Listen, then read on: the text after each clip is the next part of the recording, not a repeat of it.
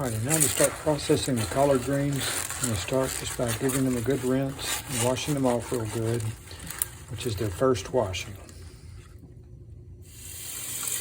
Then I'll take them out of the rinse and wash them off very well, making sure all the dirt,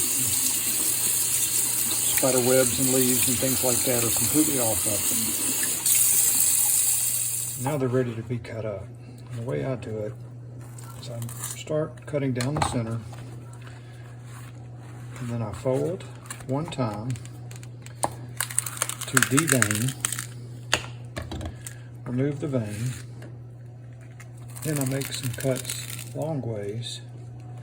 In this case, I'll probably stop there. You can make another one over here if it's a particularly big leaf. Then just make cross cuts.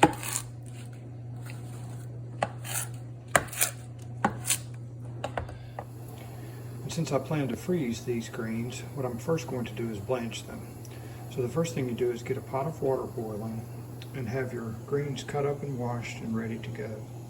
Once this water is boiling, I will immerse this in the boiling water, wait for it to come to a boil again, and then time it for 2 minutes and then remove it. Many call for putting it in an ice bath afterward. I normally don't do that, but I do run cold water over it to cool it quickly, and then put it in bags and freeze it. Okay, the water's at full boil, so I'm going to go ahead and add the greens slowly. I usually take a spatula to make sure they get good and wet. I'm just going to give this a few minutes.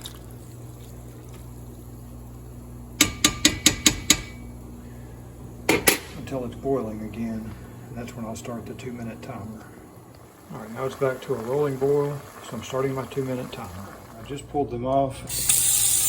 I'm going to run cold water for a couple of minutes. Try to cool these down as quickly as possible. Alright, now they're good and cool. So what I like to do is dry them off quickly. So I put them inside this lettuce spinner.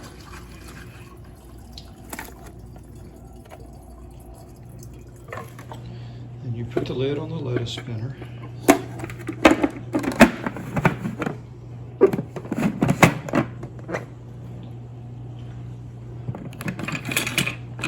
And then just by pressing down on this top, it spins to remove the water.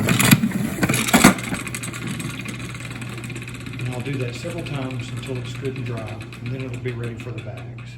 Alright, then I like to label the bags and put the date, and then all that's left is to put the leaves inside the bag and seal it tight. I also like to fold back these ends because it helps it to stay open easier. And after that, you want to remove as much air as possible. You can put a straw down inside of it and suck the air out. It's one of the easiest ways to do it, but by eliminating air, it will help them to keep longer. And then it's ready for the freezer. So there's one bag done. I have 3 or 4 more to go, and I'll be done with this job for the